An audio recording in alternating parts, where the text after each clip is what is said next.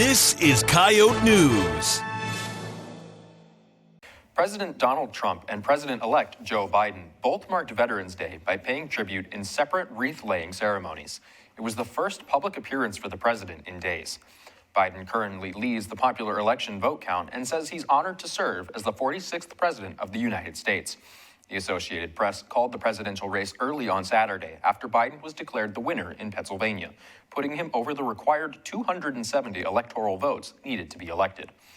History was made for Biden's running mate Kamala Harris, who's become the first Black, South Asian, female vice president-elect.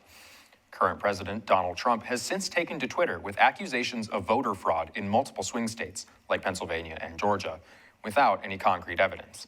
He's also denied the president-elect any intelligence briefings and federal funding intended for the transition of power until investigations prove that he's lost the race. The president-elect spoke on Tuesday, vowing to get right to work after Inauguration Day on January 20th, and called President Trump's response an embarrassing mark on his legacy. Even though the election was called by the Associated Press, votes continue to be counted across the nation.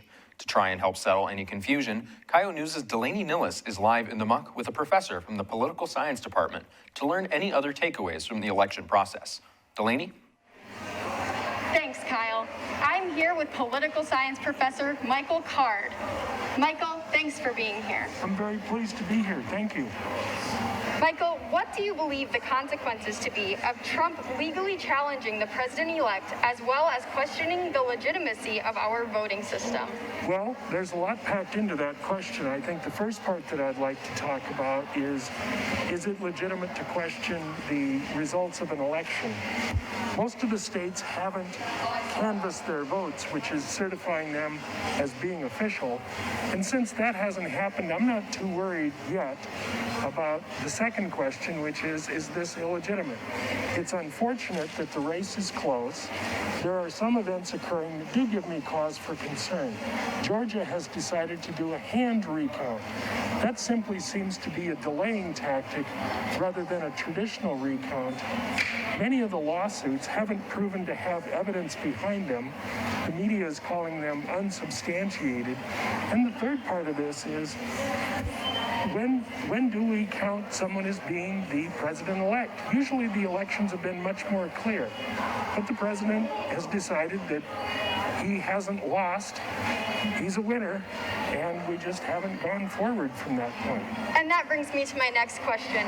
Is it okay to call Biden our president-elect? Well, the Associated Press has developed guidelines since 1843 that has led them to reach certain conclusions about when they can call someone the president-elect. So statistically, it's very likely that former Vice President Biden will be the next president of the United States. So it's probably appropriate to call him the president-elect, but there are still some questions to be answered.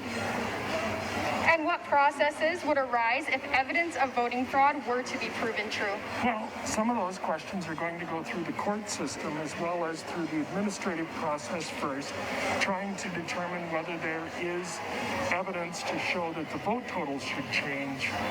Then there's a question, if that's disputed, that it would go to the courts to resolve, and that may take more time.